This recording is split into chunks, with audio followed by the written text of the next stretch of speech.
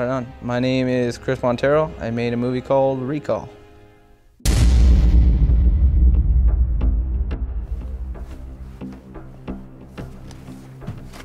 Sir.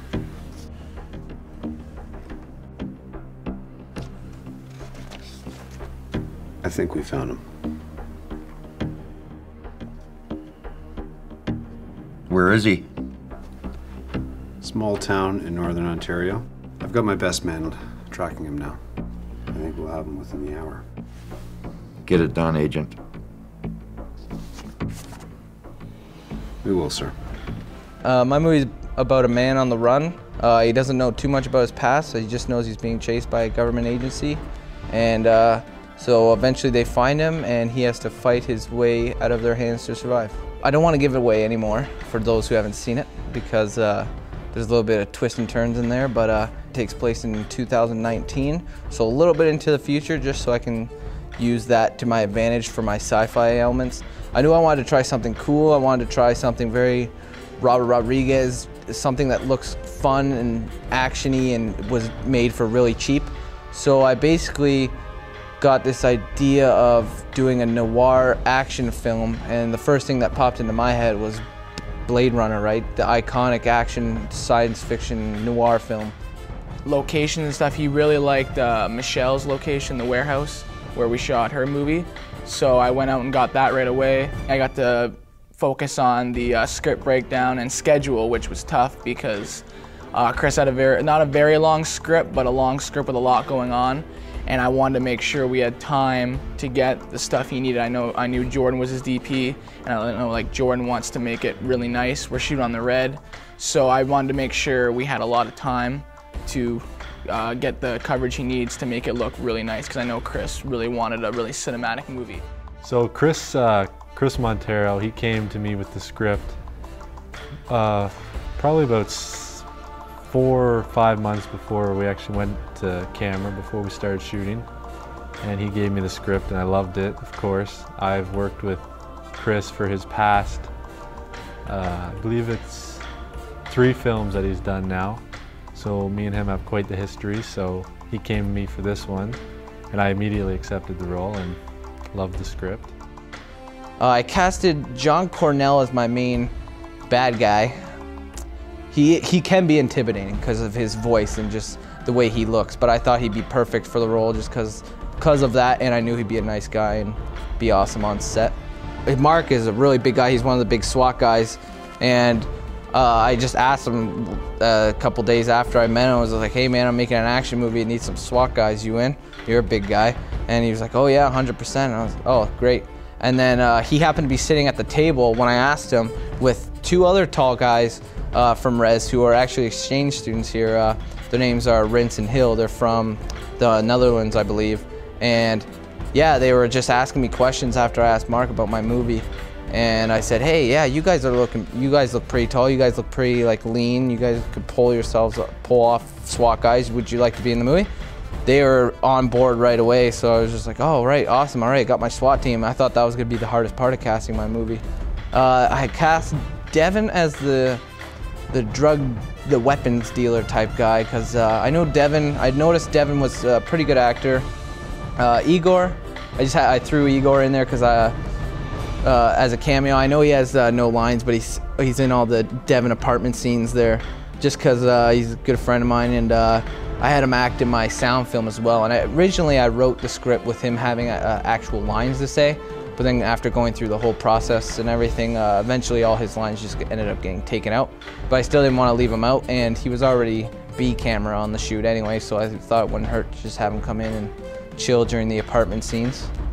So on Recall, we were shooting with the Red 1 Mysterium X camera. It's pretty cool. It's a big camera, so not all of it was handheld, but there was a lot of handheld stuff. And when you don't have a shoulder rig, it's kind of a different story. So did a lot of machine gun. That's what we were calling it, machine gun shooting.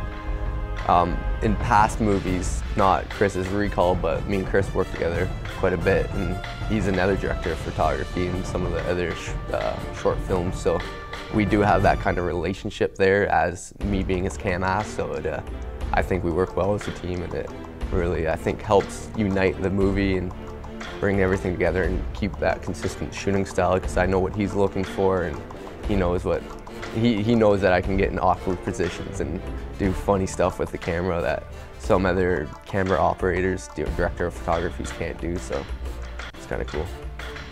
Leon was my gaffer, and I told Leon right away that I wanted to go for a matrixy type look. So light everything with normal lights, tungsten lights, but then in the background, or even maybe edge lights, all put green gels all over them. So that way it gives off that green look, and then in post I could up the green a bit so it helps me bring out that matrixy look.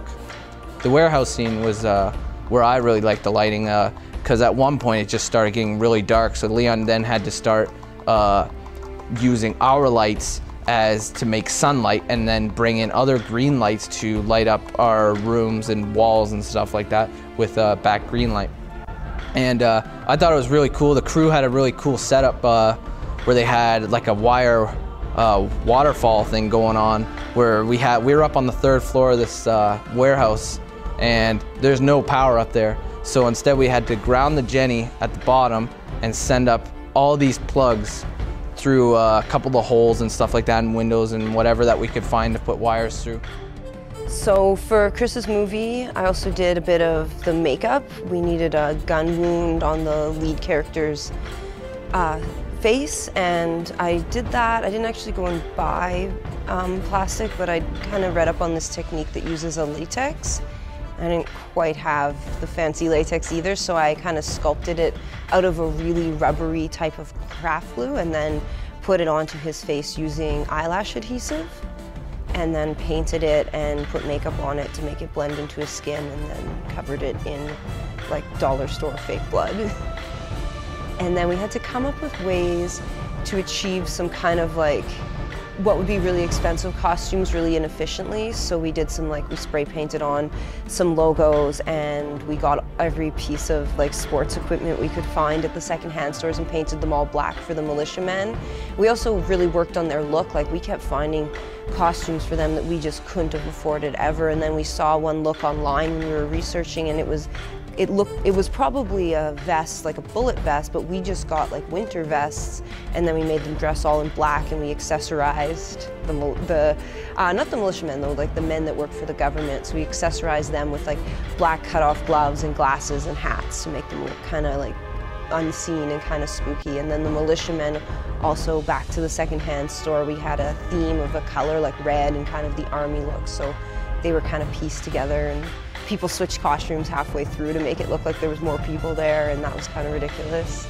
So we kind of had a tube with blood coming out, so when the sniper shot into the van and the guy got shot, we just like blew the blood right out the tube onto the windshield, and every cleanup took like 5 or 10 minutes. It was a really hard job actually cleaning the blood.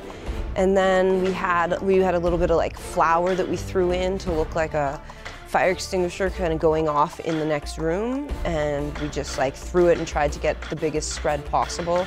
And in that shot, I don't know if it shows up in the movie, but we had one angle where there's like a fall mat, so the guy like really fell back, like just threw himself backwards with the blast. Yeah, for the movie, Sarah did a great job with the costumes and stuff. We tried to make everything cheap, and one of the things that was part of the costumes was the guns. And luckily, those guns have real blowback. And so when I'm working with them in post, I'm throwing muzzle flashes on those in post. It really helps sell the effect when the audience sees that the gun is blowing back, because then, they actually could think for a second, whoa, that might be a real gun. Hopefully I did the muzzle flashes well enough for you to think so. Overall, I had a really amazing time making this movie. I like to keep my crews, my set light, and so that's how I left it. I left my set light, I let everyone joke around, talk about it. I don't like getting too serious, especially on a movie that I originally started as an experiment. So I had a really great time on set. Everyone running around that day with the trucks and everything. I just had a blast, and I loved every moment of it. I couldn't ask for anything better, and I would love I greatly look forward to working with all these guys in the future, and I just want to say really thanks a lot for helping me make my movie. You honestly helped. If it wasn't for my crew, that would not be the same movie. That's why, I left. My name was the last name to be shown, because honestly, it was a whole team effort, and I just had a great time making the film, and I couldn't ask for anything better.